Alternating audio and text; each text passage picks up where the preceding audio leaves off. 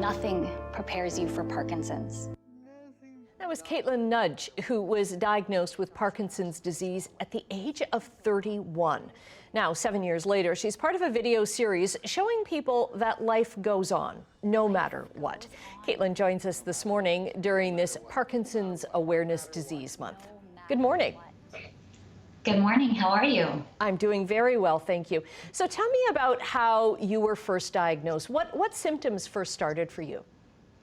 It started with some shaking in my left hand, and I really just thought it was an injury or stress, and then it gradually progressed to my left leg. So that's when it got a little bit scarier for me, and then I received a diagnosis that I had a Parkinsonism, which was rather shocking. You know, it was just kind of like very black and white. Yep, you have a Parkinsonism, which is a symptoms like Parkinson's, but we can't really diagnose it correctly until you either respond to meds or get some genetic testing. Genetic testing came back negative, and I was kind of shocked and I would say like in huge denial for the first 5 to 6 years.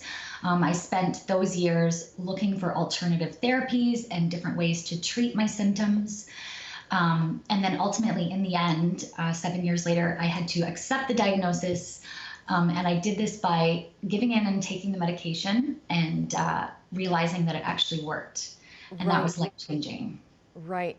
And in that time, you got pregnant. So what's a pregnancy like during having Parkinsonisms? Well, pregnancy can be different for everyone with Parkinson's. It really is unique for every individual person. For me specifically, my symptoms became really, really bad. So as a pre-indicator to that, and this is very common for many women with Parkinson's, my symptoms would get bad towards the last week of my cycle. Okay. And to give you an idea, like it would be, you know, everything would be in hyper overload. Symptoms were very manageable between cycle days 1 to 18. I would say on a scale of 1 to 10, they were like a 2. And then the last week of my cycle, it would turn into like a 7 to a 9. And then, so being pregnant like that, throughout my whole pregnancy, my symptoms were like at an 8 to a 9 the entire time. It was really, really difficult. I spent a lot of time holding on to things to try and get across the room. I had no balance.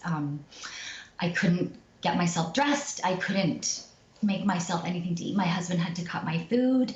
It was so frustrating and extremely terrifying being a new mom and pregnant and not really knowing whether I was going to be able to take care of my baby and whether I was going to be okay, whether she was going to be okay as well.